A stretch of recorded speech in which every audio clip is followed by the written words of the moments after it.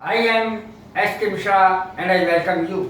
आज मैं आपको ऐसी चीज बताने जा रहा हूं कि जो आपके बहुत पसंद की है, बहुत पसंद आएगी। किसी बात में टांग अड़ाना। अरे तुम मेरी हर बात में टांग क्यों अड़ाते हो? मेरी बहन मेरी हर बात में टांग अड़ा देती है।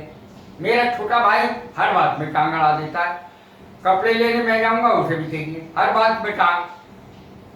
किसी की बात में टांग अड़ाना या किसी बात में टांग अड़ाना अंग्रेजी कैसे बनेगी? अंग्रेजी बनेगी इसकी इस प्रकार, to poke once knows. Knows लिखा है और हिंदी में है टांग। नोज माने होती है नाक, लेकिन ये ऐसे ही सेंटेंस बनेंगे। पोक, to poke once knows into something.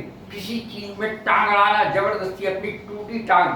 दो आदमी बात कर रहे होंगे, कोई बात होगी, कोई बात कर रहे होंगे, जाके बीच में क्या बात है, क्या बात है, क्या बात है, अपनी टूटी हुई टांग अड़ा देते हैं बीच में जाके। दो के बीच में कभी नहीं जाना चाहिए। जब तक इनवाइट ना किया जाए, आपको बुलाया ना जाए, तब तक नहीं जाना चाहिए। To poke once knows into something. अब इसके बहुत प्रसिद्ध सेंटेंस हैं। सबसे पहले मैं नीचे वाला ही सेंटेंस लिए दे रहा हूं जो बहुत बोला जाता है। इसमें आपको एक चीज समझनी पड़ेगी। अगर वाले जितने सेंटेंस होते हैं, शर्त वाले जितने सेंटेंस होते हैं, यदि वाले जितने सेंटेंस होते हैं, उसमें अगर दो सेंटेंसेस में के आखिर में दोनों में गा गा होता है, तो पहला जो सेंटेंस है अर्थात इफ वाला सेंटेंस, वो बनेगा प्रेजेंट इंडेफिनिट में और दूसरा सेंटेंस बनेगा फ्यूचर इंडेफिनिट में। ये नियम है इसका, शर्त वाले सेंटेंसेस का। यदि अगर तुम मेरे मामले में टांग अड़ाओगे, तो मैं तुम्हारी टांगें तोड़ दूंगा। कितना कहते हैं हम, अगर तुम मेरे मामले में टांग अड़ाओगे तो मैं तुम्हारी टांगें तोड़ दूंगा। ये याद रखिए जरा। इसकी अंग्रेजी कैसे बनेगी? इफ वाला जो सेंटेंस है, पहला जो इफ वाला सेंटेंस है, वो प्रेजेंट इंडेफिनिट में बनेगा। दोनों ओर गा गा है, देखिए, अड़ाओगे तोड़ दूंगा। दो सेंटेंसेस में दोनों में गा गा है, तो के बाद वाले में, तो के पहले वाले में। इफ यू पोक your nose into my matter, तो ये प्रेजेंट इंडेफिनिट में बन रहा है। इफ यू पोक your nose into my matter, अगर तुम मेरे मामले में टांग अड़ाओगे ही अर्थ आएगा।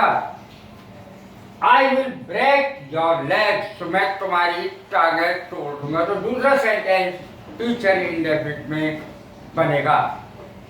अब देखें, वह हर बात में टांग अड़ाता है, हर बात में टांग अड़ाता है। फालतू में आओ भाई चलो टांग अड़ाएंगे, फालतू में। He pokes his nose into everything, in every matter, सब बात में टांग अड़ाता है। अब यदि लड़की के लिए कहना है, महिला के लिए कहना है, she pokes her nose into everything, सब बात में वो आके टांग अड़ाती है। मोहल्ले में भी कुछ महिलाएं ऐसी होती हैं, कुछ पुरुष ऐसे होते हैं जो आपके साथ में काम करते हैं, ऑफिस में, कॉलेज में, स्कूल में, वो इसी प्रकार के होते हैं। तुम्हारी बात में जबरदस्ती टांग अड़ाएंगे या चुपके सुनेंगे। Don't try to poke your nose into my matter.